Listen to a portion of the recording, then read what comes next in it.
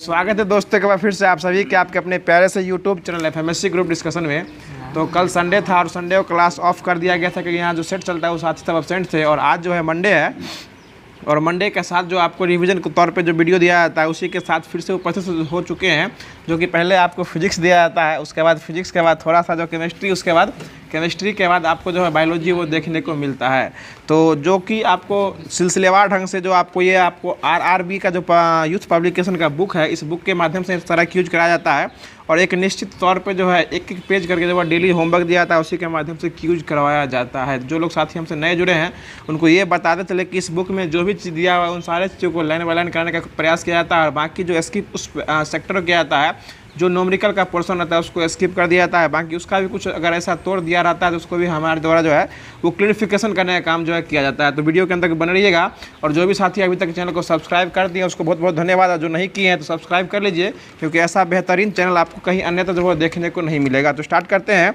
जो कि आज फिजिक्स में द्रव्यमान होगा, उसके बाद बाकी केमिस्ट्री और बायोलॉजी में जो सिलसिलेवार ढंग से चलते आ रहा था, जो कल पिछले क्लास में हमने करा दिया था, उसके आगे जो है आज देखने को मिलने वाला है। तो स्टार्ट करते हैं। बताइएगा आज का पहला क्वेश्चन हो जाएगा कि सब ऑप्शन बेस्ड क्वेश्चन रहता है। बताइएगा निम्न में से किस राशि का मान स्थान बदलने पर भी परिवर्तित नहीं होता है। तो ये द्रव्यमान का मान जो है स्थान बदलने पर क्या नहीं होता है, ये परिवर्तन जो है ये नहीं होता है। चलिए अगला क्वेश्चन बता दीजिएगा। द्रव्यमान जो है ये वस्तु का प्रत्येक स्थान पर इसका मान क्या होता है, सेम ही रहता है। और द्रव्यमान जो है वस्तु के स्थान और परिवर्तन के साथ जो है उसका मान जो है परिवर्तन नहीं होता है। किंतु वस्तु का भार जो है या वजन के साथ क्या होता है, परिवर्तित हो जाता है। यानी भार बदल जाता है और द्रव्यमान जो है वो नहीं बदलता है। भार क्या होता है, भार बदल जाता है और द्रव्यमान जो है वो नहीं बदलता है। चलिए आगे बता दीजिएगा। अगला क्वेश्चन है कि निम्नलिखित में से कौन सा एक इस समूह से संबंधित नहीं है। ऑप्शन सुनिएगा, गति, समय, द्रव्यमान और त्वरण। तो द्रव्यमान जो है इन सबों से संबंधित जो है वो नहीं है। चलिए आगे बता दीजिए। अगला क्वेश्चन है कि समय जो है ना ये त्वरण और गति के साथ चर है, जबकि द्रव्यमान इस समूह से सम्मिलित जो है वो नहीं है। आगे बता दीजिए किसी वस्तु का जड़त्व मापने की इकाई जो है ना वो क्या कहलाती है, वो द्रव्यमान कहलाती है। यानी किसी वस्तु का जड़त्व मापने की इकाई जो है ना वो द्रव्यमान ही कहलाती है। क्योंकि चैप्टर का नाम ही द्रव्यमान है तो द्रव्यमान से ही पूरा क्वेश्चन दिया जाएगा। और द्रव्यमान को अंग्रेजी में क्या कहते हैं, मास कहा जाता है। और इसके संरक्षण का भी नियम आया था, जिसको द्रव्यमान संरक्षण का नियम कहा जाता है। चलिए आगे बता दीजिएगा कि किसी वस्तु के द्रव्यमान का मापन किसका मापन कहलाता है। ये तो ये जड़त्व का मापन कहलाता है। यानी किसी वस्तु के अगर द्रव्यमान को माप रहे हैं तो वो किसको माप रहे हैं, वो जड़त्व को माप रहे हैं। चलिए आगे बता दीजिएगा। क्वेश्चन हो जाएगा, इसका ये मतलब हुआ कि जड़त्व का मापन ही क्या कहलाता है, ये द्रव्यमान का मापन कहला जाएगा। आगे बताएगा वस्तु के जड़त्व को किस में मापा जाता है, ये तो द्रव्यमान से मापा जाता है। वस्तु का जड़त्व किस में मापते हैं, द्रव्यमान में मापते हैं। किस में मापते हैं, द्रव्यमान में मापा जाता है। आगे बता दीजिएगा। अगला क्वेश्चन है कि वस्तु का जड़त्व जो है उसके द्रव्यमान पर निर्भर करता है कि नहीं करता है। हाँ, करता है। जब मापेंगे तो उसके द्रव्यमान पर निर्भर जो है करेगा। यानी वस्तु का जो भी जड़त्व है वो किस पर निर्भर करेगा, उसके द्रव्यमान पर निर्भर करेगा। अर्थात ये हुआ कि जिस वस्तु का द्रव्यमान जितना अधिक होगा वह वस्तु जो है अपने गति का उतना ही ज़्यादा क्या करेगी, विरोध करेगी। मतलब कोई भारी वस्तु को धकेलिएगा तो उसको धकेलने में आपको क्या लगेगा, आपको बल जो है वो ज़्यादा लगेगा। इसका मतलब क्या है, उस वस्तु का मास जो है वो ज़्यादा है, वो जड़त्व का सपोर्ट कर रही है, मतलब जो है आपके गति का विरोध कर रही है। आगे बता दीजिए। क्वेश्चन हो जाएगा कि द्रव्यमान बट्टे आयतन जो है ना किसका फॉर्मूला हो जाएगा, ये घनत्व का हो जाएगा। घनत्व बराबर क्या हो जाएगा, द्रव्यमान बट्टे आयतन हो जाएगा। इसी को P बराबर क्या करते हैं, m/v भी कहा जाता है। यानी घनत्व बराबर क्या होता है, m/v, मास बट्टे वॉल्यूम हो जाएगा। ठीक है, आगे बता दीजिए। अगला क्वेश्चन हो जाएगा कि किसी पदार्थ का प्रति इकाई आयतन पर द्रव्यमान जो है ना यह क्या कहलाता है, ये घनत्व कहलाता है। यानी किसी भी पदार्थ पर इकाई आयतन का द्रव्यमान जो है वो उस वस्तु का क्या कहलाता है, घनत्व कहलाता है।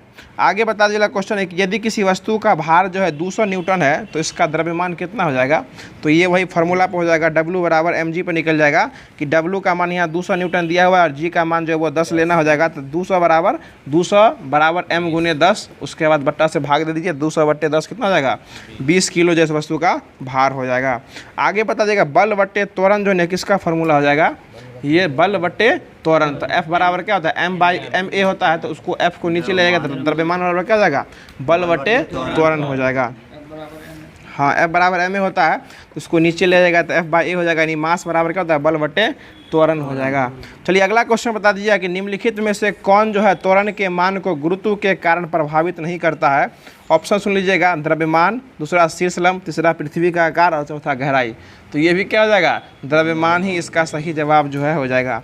आगे बता दिया कि 450 न्यूटन भार वाली लड़की का द्रव्यमान कितना हो जाएगा ये, तो ये आपको फिर वही फार्मूला पर निकलेगा, W बराबर mg पर निकलेगा। m का मान जो है यहाँ निकालना है और g का मान 9.8 लेना है, बाकी W का मान दे रखा है 450 न्यूटन, भाग दे दीजिए 9.8 से 450 में, जो उसका निकलेगा वही उसका जो है वस्तु व्यक्ति लड़की का द्रव्यमान जो है हो जाएगा।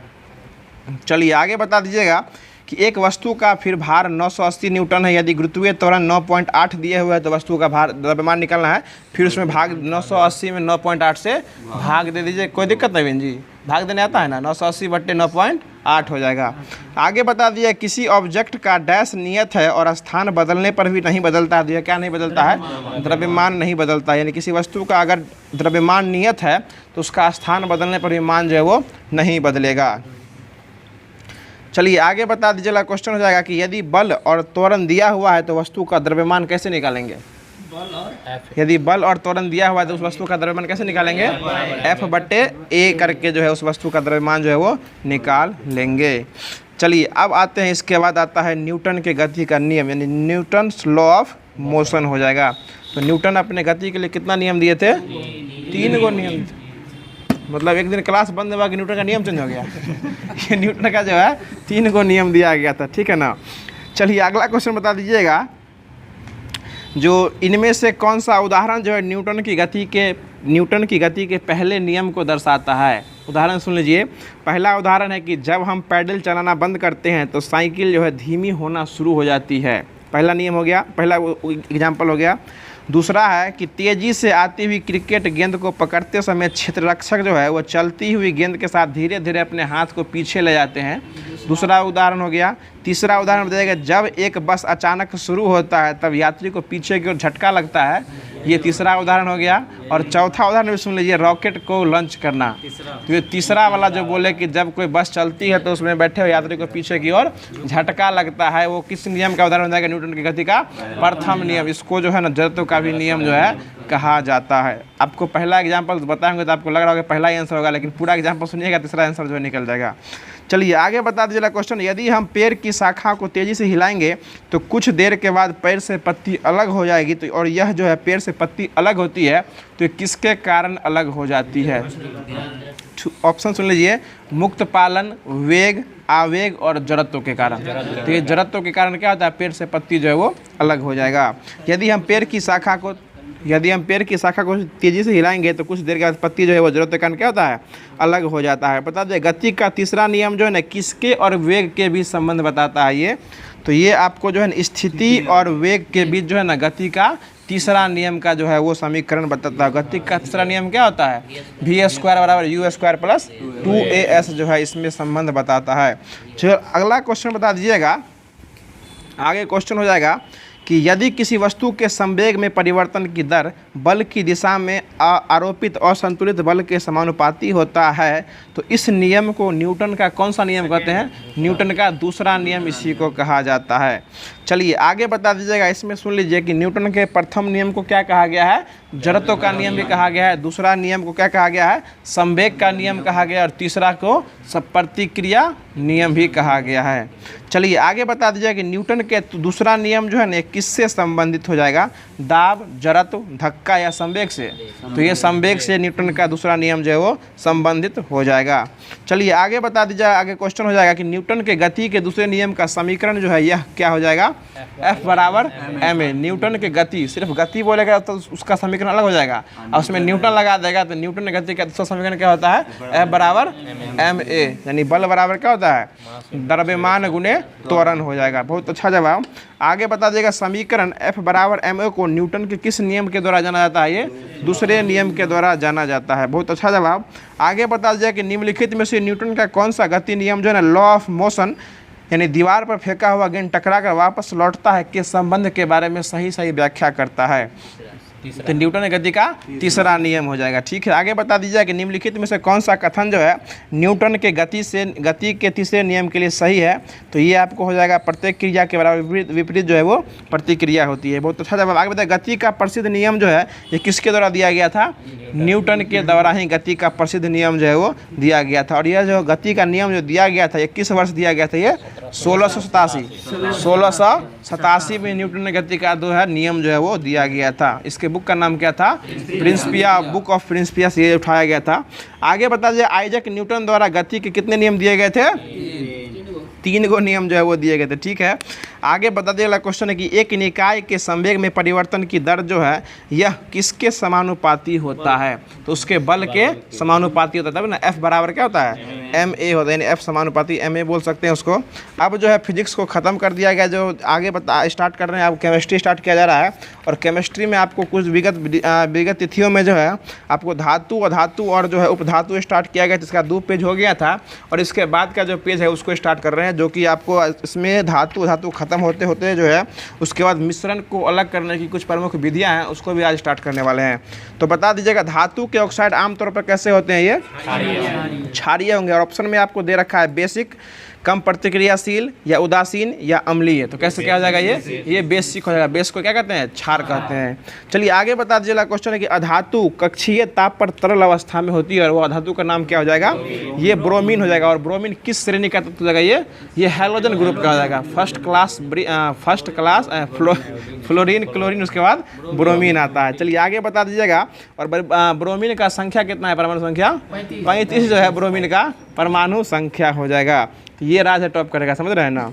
अगला क्वेश्चन बता दीजिए। अगला क्वेश्चन हो जाएगा कि एकमात्र धातु जो तरल अवस्था में रहती है उसका नाम ब्रोमीन हो जाएगा। और धातु पूछेगा तो पारा हो जाएगा। ठीक है, बताएगा सौर पैनल में निम्नलिखित में से किस धातु का उपयोग किया जाता है?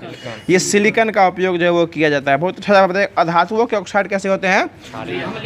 अधातु हो जाएगा तो अम्लीय हो जाएगा। बहुत अच्छा जवाब बताइए। अधातु के ऑक्साइड जो है ये आमतौर पर अम्लीय होते हैं। बार बार रिपीटेड क्वेश्चन है सब।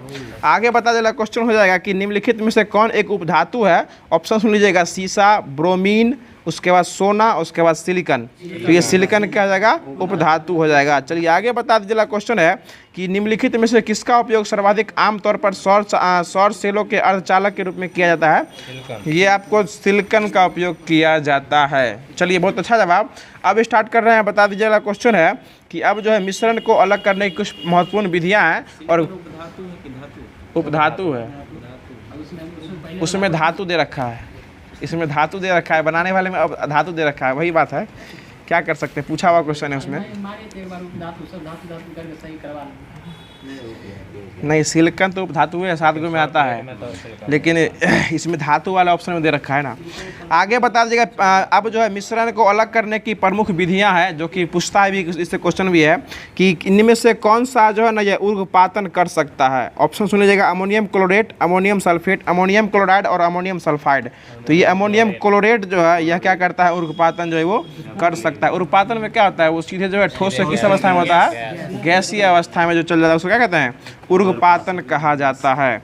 चलिए आगे बता दीजिए। अगला क्वेश्चन हो जाएगा कि ऊर्ध्वपातन में क्या होता है कि जब हम किसी पदार्थ को गर्म करते हैं तो वो ठोस सीधे किस में चला जाता है? गैस में चला जाता है। उसको क्या कहते हैं? ऊर्ध्वपातन कहा जाता है। और बर्फ को अगर हम गर्म करेंगे तो क्या हो जाएगा? ये द्रव बन जाएगा। बर्फ को गर्म करेंगे तो ये द्रव्य बनेगा और द्रव से फिर क्या बनता है? ये गैस में बन जाएगा, धीरे धीरे गैस बन जाएगा। इसलिए बर्फ का ऊर्ध्वपातन होता है, बर्फ का ऊर्ध्वपातन जो है वो नहीं हो सकता है।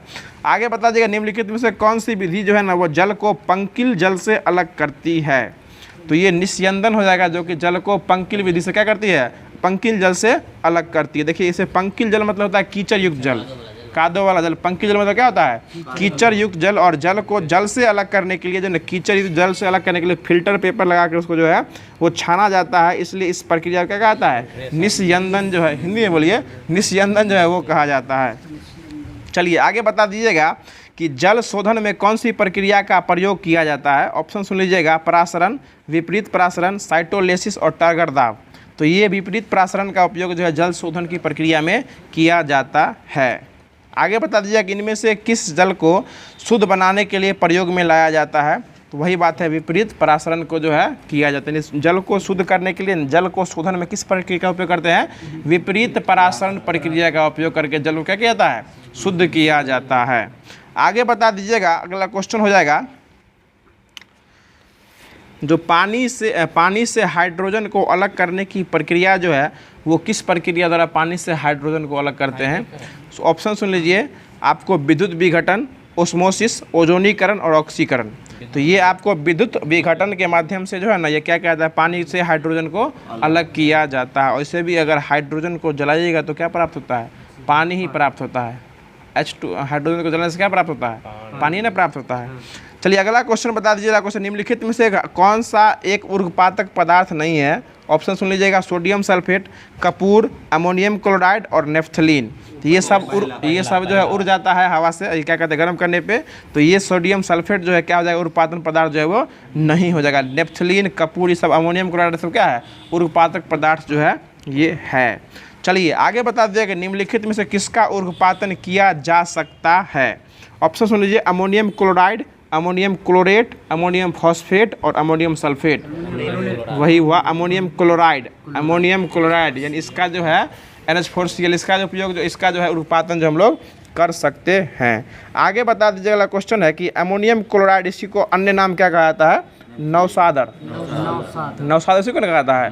अमोनियम क्लोराइड NH4Cl क्या कहता है? नौसादर। ये हुआ निफ्थलीन हो गया, कपूर हो गया, ये सब जो है ऊर्ध्वपातित होने वाले पदार्थों की श्रेणी में आता है। इस सबको गर्म कीजिएगा ना तो ये बिना बदले किसमें, दर में बदले किसमें चला जाता है? ये गैस में चला जाता है।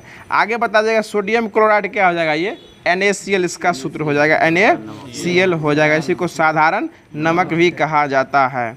चलिए आगे बता दीजिए कि निम्नलिखित में से कौन सा कारक जो है यह वाष्पीकरण की दर को कम करता है? वाष्पीकरण की दर को कम करता है। ऑप्शन सुन लीजिएगा, तापमान में वृद्धि वाष्पीकरण की दर को कम करता है, ये बढ़ा देता है और स्पीड बढ़ा देता है। उसके बाद सतह क्षेत्र में वृद्धि, अगर किसी भी क्षेत्र के सतह क्षेत्र में वृद्धि कर दीजिएगा तो क्या होगा? वाष्पीकरण की दर और तेज हो जाएगी। जैसे कपड़ा को सुखाता है तो लोग फैला के देता है ना, ताकि जल्दी सूख जाए, उसके क्षेत्रफल में क्या करता है? बढ़ोतरी कर देता है। उसके बाद हवा की गति में वृद्धि, अगर हवा की गति भी तेजी रहती है तो कपड़ा क्या होता है? जल्दी सूख जाता है, वाष्पीकरण की दर जो है वो तेजी हो जाती है। उसके बाद नमी है, तो यही ऑप्शन हो जाएगा कि नमी अगर अधिक रहेगा तो आपको जो वाष्पीकरण की दर में कमी हो जाएगी, मतलब वर्षा वाले दिनों में कपड़ा जो है वो नहीं सूखना जो है, ये इसका उदाहरण हो जाएगा।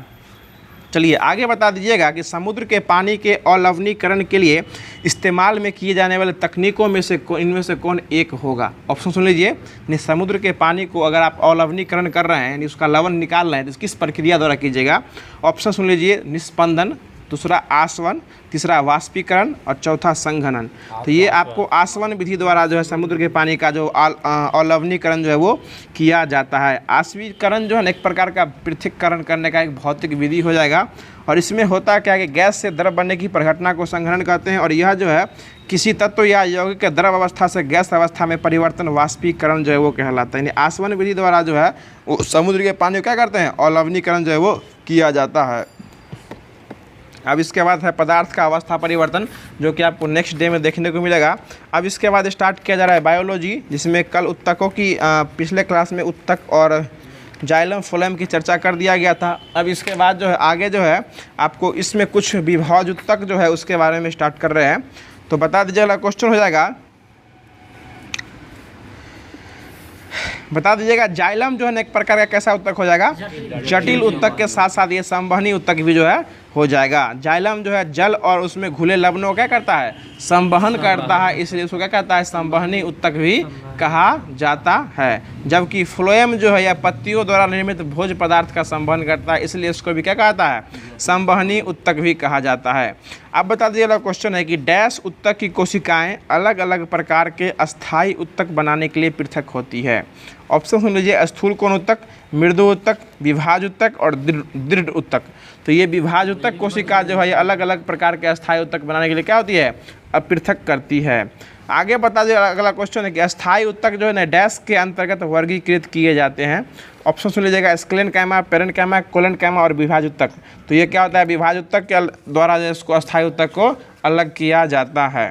चलिए आगे बता दीजिए। अगला क्वेश्चन है कि डैश उत्तक एकमात्र पादप उत्तक है जो कोशिका विभाजन द्वारा नई कोशिका का उत्पादन करता है। फिर वही होगा विभाज उत्तक जो क्या करता है, कोशिका विभाजन द्वारा जो है वो नई कोशिका का उत्पादन जो है वो किया करता है पादपों में। आगे बता दीजिएगा रूट टिप या सूट टिप जो है कि यह किस उत्तक में पाया जाता है। सुन लीजिए क्वेश्चन, रूट टिप या सूट टिप जो है किस उत्तक में पाया जाता है, तो ये वही विभाज उत्तक में ही जो है रूट टिप और सूट टिप जो है इस उत्तक में पाया जाता है। देखिए इसमें विभाज उत्तक जो है ना ये 3 प्रकार के होते हैं। एगो होता है शीर्ष वाला, एगो होता है पार्श्व वाला, एगो होता है अंतः विभाज उत्तक, है ना। एगो जो शीर्ष में चढ़ता है, एगो होता है आपको बीच वाला, और एगो पार्श्व वाला जो पौधे की मोटाई को जो है वृद्धि करता है। चलिए आगे बता दिया क्वेश्चन है जो अंतर्विष्टि विभाज उत्तक जो होता है ना, ये पत्तियों के आधार पर टहनियों के परत के दोनों रिश्तेता और यह इन भागों की वृद्धि करता है। चलिए आगे बता दिया क्वेश्चन है कि अंतर्वेशी विभाज उत्तक, तुरंत बताएं। अंतर्वेशी विभाज उत्तक जो होता है यह पौधे के कहाँ पाए जाते हैं। ऑप्शन सुन लीजिएगा, पौधे के ऊपरी हिस्सा में, पौधे के जड़ के ऊपरी हिस्सा में, पत्ती के तल में और पत्ती के ऊपरी हिस्सा में। तो ये पत्ती के तल में पाया जाता है। जो अंतर्वेष्टि विभाज उत्तक होता है वो कहाँ पाया जाता है, पत्ती के तल में पाया जाता है। बहुत अच्छा जवाब। अगला क्वेश्चन बता दीजिए। अगला क्वेश्चन है कि एक पौधे के तने या जड़ जो है, जड़ का घेरा जो है ये किस कारण बनता है, तो ये लेटरल मेसिस्टेम के द्वारा बनता है। लेटरल मेसिस्टेम के द्वारा जो है यह बनाया जाता है। चलिए आगे बता दीजिएगा जो अग्रस्त शीर्ष माने अग्रस्त मेस्टिस्टेम जिसको विभाज उत्तक भी कहा जाता है, यह जो विकसित होता है यह कहाँ कहाँ पर विकसित होता है। इसका देखिए क्वेश्चन कुछ नहीं है, लेकिन इसमें इतना ना भाषा टाइट दिए हुए हैं कि लोग क्वेश्चन देख के हड़बड़ा जाएगा। क्वेश्चन इसमें दिए हुए हैं, शुद्ध हिंदी का प्रयोग जो यहाँ किए हुए हैं कि अग्रस्त मेसिस्टेम डैश के शीर्ष पर पाया जाता है। अब अग्रस्त मतलब क्या होता है, जो शीर्ष पर रहता है, और मेस्टिस्टेम मतलब होता है विभाज उत्तक। तो जो शीर्ष पर विभाज उत्तक पाया जाता है उसी को ना शीर्ष विभाज उत्तक कहा जाता है। इसका शीर्ष विभाज उत्तक जो है कहाँ कहाँ पाया जाता है, ये तना और जड़ में पाया जाता है। यानी एक जड़ में भी पाया जाता है जो जड़ को लंबा करता है, और जो शीर्ष पर पाया जाता है जो पौधे के शीर्ष भाग को वृद्धि करता है। चलिए आगे बता दीजिएगा। अगला क्वेश्चन हो जाएगा जो पौधे में प्राथमिक वृद्धि जो है यह किसके द्वारा होता है। तो पौधे में प्राथमिक वृद्धि जो है किसके द्वारा होता है, तो पहला हो जाएगा शीर्ष विभाज उत्तक और दूसरा हो जाएगा अंतर्वेष्टि विभाज उत्तक।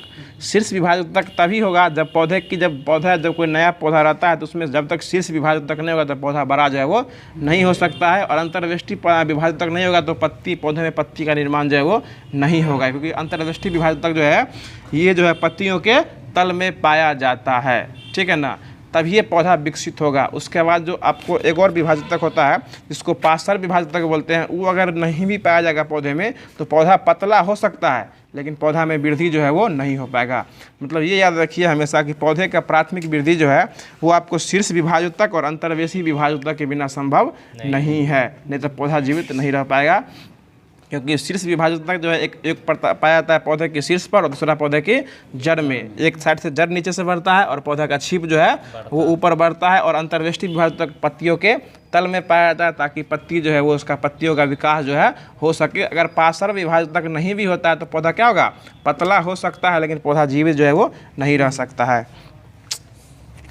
चलिए आगे बता देगा। क्वेश्चन हो जाएगा कि निम्न में से कौन से पौधे के उत्तक कोशिका विभाजन करने में सक्षम है। ऑप्शन सुन लीजिए, पैरेन्काइमा, जाइलम, एस्क्लेन्काइमा और विभाज उत्तक। तो पौधा का जो है आपको कोशिका विभाजन किसके द्वारा किया जाता है, ये विभाज उत्तक के द्वारा ही क्या होता है, उसमें कोशिका का विभाजन होता है। जाइलम तो जल्द होता है, एस्क्लेन्काइमा पौधे को यांत्रिक सहारा देने का काम किया करता है। चलिए आगे बता दिए। अगला क्वेश्चन है एस्क्लेन्काइमा एक प्रकार का कैसा उत्तक हो जाएगा, ये दृढ़ उत्तक हो जाएगा। कैसा, हाँ, दृढ़ और अस्थायी उत्तक जो है एस्क्लेन्काइमा हो जाएगा। और इसकी कोशिका भित्ति जो है ना, ये क्या होती है, अंदर से कठोर और मोटी होती है। कैसी होती है, कठोर और मोटी होती है। और ये लिग्निन युक्त होती है। कैसी होती है, लिग्निन युक्त भी होती है। किसकी कोशिका, ये एस्क्लेन्काइमा की कोशिका होती है। इस उत्तक की कोशिका मृत होती है क्योंकि इनके किनारों पर जो है ये सेलुलोज, हेमोसेलुलोज और लिग्निन का जमाव हो जाता है। और ये उत्तक जो है तने में संवहन मंडल के समीप पत्तियों की शिराओं में और बीजों के फलों को कठोर छिलके में उपस्थित होता है। उदाहरण जो है नारियल का छिलका, यानी नारियल का छिलका किसमें, इसमें कौन सा उत्तक पाया जाता है, एस्क्लेन्काइमा जो है यह पाया जाता है। और एस्क्लेन्काइमा एक प्रकार का जो है ना, इसकी उत्तक जो है इसकी कोशिका कैसी होती है, मृत होती है। कठोर होती है लेकिन वो कैसी होती है, मृत होती है एस्क्लेन्काइमा की कोशिका। चलिए आगे बता दीजिए। क्वेश्चन हो जाएगा कि डैश उत्तक मृत कोशिका के संयोजन से बना होता है। तो ये क्या हो जाएगा? एस्केलेन कायमा। देखिए ऊपर में आपको बता दिया, नीचे में क्वेश्चन ही पूछ दिया आपसे कि डैश उत्तक जो है यह मृत उत्तक के संयोजन से, डैश उत्तक मृत कोशिकाओं के संयोजन से बना होता है। तो क्या हो जाएगा? एस्केलेन कायमा। ऑप्शन इसमें पेरेंट कायमा, एरेंट कायमा, कोलन कायमा, एस्केलेन कायमा। समझ रहे हैं ना? तो क्या हो जाएगा? ये एस्केलेन कायमा की कोशिका कैसी होती है? ये मृत होती है। चलिए आगे बता दिया। क्वेश्चन हो जाएगा कि नारियल की छाल का निर्माण किस उत्तक के द्वारा होता है? तो ये एस्केलेन कायमा के द्वारा क्या होता है? नारियल का छाल जो है वो, नारियल की छाल जो है उसका निर्माण जो है वो किया जाता है। चलिए आगे बता दिया कि किस उत्तक का प्रयोग जो है नारियल का भूसी बनाने में किया जाता है? तो यही नारियल का भूसी जो है ये एस्केलेन, इसमें फाइबर हो जाएगा एस्केलेन काइमेटस फाइबर के द्वारा नारियल का क्या होता है? भूसी बनाया जाता है। चलिए आगे बता दीजिए कि डैश उत्तक का निर्माण मृत कोशिका के संयोजन से होता है। तो ये वही हो जाएगा, एस्केलेन कायमा का निर्माण जो है मृत उत्तक के संयोजन के द्वारा जो है वो किया जाता है। तो अब जो था ये आपको आरबीडी का बुक जो था, आरआरबी का जो बुक था, इसको पूरे तरीके से जो होमवर्क दिया गया था उसके माध्यम से ख़त्म कर दिया गया है। अब इसके बाद जो कुछ करंट अफेयर का जो डेली सीरीज आता है उसके तहत कुछ क्वेश्चन को देख लिया जाता है। तो बता दीजिएगा आज का कुछ महत्वपूर्ण करंट अफेयर हो जाएगा कि भारत में अभी रामसर साइट जो है कितना हो जाएगा? ये 82 या 385 जो है कितना हो चुका है? 85 गो रामसर साइट जो पहले 80 गो था, उसके बाद 2 गो बढ़ गया नागी और नकटी, बिहार में ही बढ़ा था। उसके बाद 3 गो और बढ़ गया, 2 गो तमिलनाडु में, 1 गो उत्तर प्रदेश में जो है फिर से जो है बढ़ गया था। तो टोटल कितना हो गया? 85 गो रामसर साइट हो गया है। चलिए आगे बता दीजिएगा। क्वेश्चन हो जाएगा कि नागी जो था वो नागी ये कैमे क्रम का रामसर साइट बना था? 81वें क्रम का। 80 गो पहले था, 81वें क्रम का नागी और 82वें क्रम का नकटी बन गया था। दोनों एक प्रकार क्या है? पक्षी अभ्यारण्य, उल्टी नहीं करना है, नागी और नकटी हो जाएगा। चलिए आगे बता दीजिएगा। सालबुल आर्द्रभूमि संरक्षण रिजर्व जो है कहाँ पड़ता है? ये जम्मू कश्मीर में पड़ता है। ठीक है। और ठाणे क्रीक कहाँ पड़ता है? ये महाराष्ट्र। नाम से स्पष्ट है, ठाणे कहाँ पड़ता है? महाराष्ट्र में पड़ता है। चलिए तंपरा झील कहाँ पड़ता है? ये उड़ीसा में पड़ता है। तंपरा झील उड़ीसा में। और गोवा लेक भी कहाँ पड़ता है? ये सॉरी नंदा लेक कहाँ पड़ता है? ये नंदा लेक कहाँ पड़ता है? नंदा लेक, नंदा पर्वत जो है ना, सॉरी नंदा लेक गोवा में पड़ता है। ठीक है ना? नंदा देवी उत्तराखंड में है। आगे बताइए पाला आर्द्रभूमि कहाँ पड़ता है? ये मिजोरम। पाला आर्द्रभूमि जो ये मिजोरम में पड़ता है। आगे बताइए हैदर भूमि आर्द्रभूमि कहाँ पड़ता है? ये उत्तर प्रदेश में। सुल्तानपुर कहाँ पड़ता है? पक्षी अभ्यारण्य, ये हरियाणा में पड़ता है सुल्तानपुर। आगे बता देगा हैदरपुर कहाँ पड़ता है? ये भी उत्तर प्रदेश में ही पड़ता है। आगे बता दीजिएगा कि उडुबुर पक्षी अभ्यारण्य कहाँ पड़ता है? ये तमिलनाडु में पड़ता है। कहाँ पड़ता है? तमिलनाडु में पड़ता है। बताएगा ट्राई के अभी वर्तमान में अध्यक्ष कौन है? अनिल लोहाटी। अनिल लोहाटी। पीडी वगैरह कब के निकल लिए, अब कौन हो गए हैं? अनिल लोहाटी बन गए हैं। चलिए अब बता दीजिएगा। क्वेश्चन है कि कुछ महत्वपूर्ण स्टैच्यू उसको देख लेते हैं। बता दीजिएगा जो वो सतीश कुमार बन गए, रेलवे के सीईओ बन चुके हैं। हाँ अनिल लोहाटी थे, रेलवे बोर्ड के सीईओ थे, हट गए वो। चलिए आगे बता दीजिएगा। क्वेश्चन है कि स्टैच्यू ऑफ नॉलेज जो है किसकी मूर्ति हो जाएगी? ये भीमराव अंबेडकर की मूर्ति हो जाएगी। और यह भीमराव अंबेडकर की मूर्ति कहाँ बनाई गई? ये महाराष्ट्र के लातूर में बनाई गई। कहाँ बनाई गई? महाराष्ट्र के लातूर में स्थापित की गई। और 70 फीट की ऊंची मूर्ति हो जाएगी जो इसको स्टैच्यू ऑफ नॉलेज के नाम से जाना गया है। और इनकी एक और मूर्ति हो जाती है जो कि सोशल जस्टिस यानी सामाजिक न्याय की प्रतिमा है, जो कि कहाँ बनाया गया? आंध्र प्रदेश के विजयवाड़ा में बनाया गया। और ये 125 फीट की ऊंची मूर्ति हो जाएगी। यानी भीमराव अंबेडकर की 2 मूर्ति हो जाएगी, एगो स्टैच्यू ऑफ नॉलेज, एगो statue of prosperity, statue of social justice. Prosperity तो कैंपन गौड़ा का हो जाएगा। चलिए आगे बता चला। क्वेश्चन हो जाएगा कि स्टैच्यू ऑफ पीस यानी शांति का जो है किसका मूर्ति है? ये राजस्थान पाली में हो जाएगा। और ये किसकी मूर्ति है? ये विजय वल्लभ सुरेश्वर जी महाराज की मूर्ति हो जाएगी। आगे बता देगा स्टैच्यू ऑफ यूनिटी जो किसकी मूर्ति है? सरदार वल्लभ भाई पटेल, जो कि किस नदी के किनारे बनाया गया? ये नर्मदा नदी के, गुजरात के केवड़िया डिस्ट्रिक्ट नर्मदा नदी के तट पर जो है यह बनाया गया है। आगे बता देगा इसके मूर्तिकार कौन थे? रामवी सुतार। रामवी सुतार जो इसके कौन थे? मूर्तिकार थे। किसके मूर्तिकार? भीमराव अंबेडकर नहीं, सरदार वल्लभ भाई पटेल के मूर्तिकार हो जाएंगे। और स्टैच्यू ऑफ बिलीफ किसकी हो जाएगी? ये स्टैच्यू ऑफ बिलीफ है। बिलीफ मतलब विश्वास, और भगवान में विश्वास रखिए। शिव की प्रतिमा, महात्मा गांधी शिव की प्रतिमा का जो है वो उसमें स्टैच्यू ऑफ बिलीफ, जो कि राजस्थान के नाथ द्वार में स्थित हो जाएगा, जो कि 112। बिलीफ मतलब विश्वास, बिलीफ बिलीफ भी होता है, BELIEVE बिलीव। हाँ किताब है उसका। चलिए अगला क्वेश्चन बता दीजिए। अगला क्वेश्चन हो जाएगा कि 1 सितंबर 2023 को आधार से जुड़ा जन्म पंजीकरण शुरू करने वाला पूर्व का पहला राज्य कौन बन गया है? तो असम बन गया है। पूर्वोत्तर का पहला राज्य कौन बन गया है? असम बन गया है। और ये आधार कार्ड से जुड़ा हुआ जन्म का पंजीकरण करने और शुरू करने वाला पहला राज्य बन गया है। दूसरा बता दीजिए। अगला क्वेश्चन है कि one nation one election committee के अध्यक्ष किसके बनाया गया था? Ramnath Kovind. One nation one election, और इसको हाल ही में कैबिनेट से पास कर दिया गया है। अब इसको संसद में ले जाया जाएगा और संसद इस पर अच्छी कानून बना के उस पर राष्ट्रपति से साइन कर देगा, तो ये बिल जो है वो पास हो जाएगा। संविधान में एक और संशोधन हो सकता है कहीं। अगला क्वेश्चन बता दीजिएगा कि एमी अवार्ड जीतने वाली पहली भारतीय महिला कौन बनी है? ये एकता कपूर बनी है। कौन कपूर? एकता कपूर जो है एमी अवार्ड जीतने वाली पहली भारतीय महिला बनी है। आगे बता दीजिएगा रेलवे बोर्ड की पहली महिला अध्यक्ष कौन बनी थी? जया वर्मा सिन्हा बनी थी। ज़्यादा दिन नहीं चल पाई है। आगे पता चला क्वेश्चन है कि ब्रिक्स इनोवेशन फोरम में किसने वर्ल्ड इनोवेशन अवार्ड मिला है? ये शांता ठोटम को दिया गया है।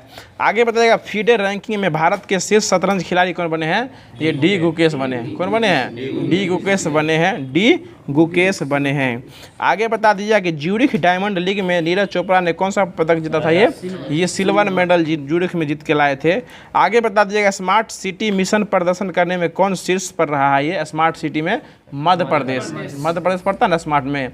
मध्य प्रदेश उसका एक शहर है इंदौर शहर जो है, उसका आपको शहर की चर्चा करेगा सबसे स्वच्छ शहर में तो दो आता है, इंदौर और सूरत। एगो मध्य प्रदेश का, एगो गुजरात का। इंदौर और सूरत जो है ये आपको पड़ता है। और इससे राज्य की बात करेगा तो महाराष्ट्र और मुंबई, महाराष्ट्र और मध्य प्रदेश ऐसे जो है राज्य में आ जाएगा। और आपको गुजरात और मध्य प्रदेश, हाँ गुजरात और मध्य प्रदेश, और इधर जो बच गया सो सूरत और इंदौर हो जाएगा। आगे बता देगा क्वेश्चन है कि किस राज्य ने दिव्यांग के लिए सबल योजना स्टार्ट किया है? तो हिमाचल प्रदेश। संबल नहीं, सबल योजना जो है हिमाचल प्रदेश के द्वारा स्टार्ट किया गया है। आगे बताएगा 43वें क्रम का एशियान शिखर सम्मेलन जो है ना कहाँ किया गया है? तो ये जकार्ता में किया गया है। 43वें क्रम का जो एशियान का समिट हुआ है कहाँ हुआ? ये जकार्ता, जो किसकी राजधानी है? इंडोनेशिया की राजधानी जकार्ता हो जाएगा। चलिए आगे बता दीजिएगा मुख्यमंत्री मेधावी छात्र प्रोत्साहन योजना जो है किस तरह के द्वारा स्टार्ट किया गया है? ये उड़ीसा के द्वारा स्टार्ट किया गया है मुख्यमंत्री मेधावी छात्र योजना। और राइस ATM भी कहाँ खुला है? उड़ीसा में खुला है। उड़ीसा के नए मुख्यमंत्री कौन है? ठीक है, मोहन चरण मांझी जो है कौन जाएंगे? उड़ीसा के नए मुख्यमंत्री हो जाएंगे। चलिए बता दीजिएगा रायगढ़ सॉल को GI टैग जो दिया है किसको दिया गया? ये उड़ीसा को ही दिया गया है। रायगढ़ सॉल का GI टैग उड़ीसा को दिया गया। और चुद्दे बुट्टी साड़ी का GI टैग ये आपको कहाँ दिया गया है? साड़ी कहाँ पहनती है? पश्चिम बंगाल के जो मुख्यमंत्री है उसको दिया गया है। चलिए आगे बता दीजिए। अगला क्वेश्चन हो जाएगा कि वन कदियाल साड़ी है। देखिए वन सन वन वर्ल्ड और वन ग्रिड सम्मेलन जो है ना इसका आयोजन कहाँ किया गया है? ये तो ये नई दिल्ली में इसका आयोजन जो है वो किया गया है। देखिए किस देश ने 3 सितंबर को सनातन धर्म दिवस मनाने की घोषणा किया है? तो ये अमेरिका के द्वारा किया गया। सनातन धर्म दिवस मनाने की घोषणा कौन किया है? अमेरिका के द्वारा किया गया है। चलिए आगे बता देगा पहला बैसाख मनाने का त्यौहार कहाँ मनाया जाता है? पहला बैसाख पश्चिम बंगाल में पहला बैसाख मनाया जाता है। बताइएगा बंगस वैली फेस्टिवल कहाँ मनाया जाता है? बंगस वैली जम्मू कश्मीर। बंगस वैली कहाँ मनाया जाता है? जम्मू कश्मीर में मनाया जाता है। बताइएगा कि किस रेलवे स्टेशन को ग्रीन रेलवे स्टेशन का सर्टिफिकेट दिया गया है? ये आंध्र प्रदेश का है, Vijayawada railway station. Vijayawada railway station जो है ये आंध्र प्रदेश का हो जाएगा। इसका टिकट जल्दी मिलता भी नहीं है विजयवाड़ा रेलवे स्टेशन का। समस्तीपुर से डायरेक्ट कोई गाड़ी जल्दी मिलेगा भी नहीं। इसका टिकट 12:96 में चलता है, बहुत बुक रहता है वो। अगला क्वेश्चन बताइएगा लड़ाकू हवाई अड्डा जो है ना दुनिया का सबसे ऊँचा ये कहाँ बनने वाला है? ये लद्दाख। सबसे ऊंचा चर्चा करें तो कहाँ बनेगा? ये लद्दाख। और लद्दाख में क्या जिला हो गया? अब 7 गो। पहले 2 गो था, 5 गो ऐड हुआ, क्या हो गया? टोटल 7 गो जिला हो गया। क्या गो जिला? 7 गो जिला हो गया। ठीक है आगे बता दीजिए कि वनडे में तेज 13,000 रन बनाने वाले खिलाड़ी कौन हो जाएंगे? ये विराट कोहली ही हो जाएंगे। ठीक है बता दीजिएगा कि संसदों के खिलाफ अपराधी मामलों में कौन सा राज्य शीर्ष पर हो जाएगा? तो ये केरल हो जाएगा। संसदों के खिलाफ जो है आपराधिक मामलों में कौन सा राज्य शीर्ष पर है? तो ये केरल जो है शीर्ष पर हो जाएगा। बताइएगा सलेम साव का GI टैग तमिलनाडु को दिया गया है। सलीम सागो का जीआई टैग तमिलनाडु को दिया गया है। बता दीजिएगा मेडिकल शिक्षा में सरकारी स्कूल के छात्रों के लिए कितने % आरक्षण की मंजूरी दी गई है?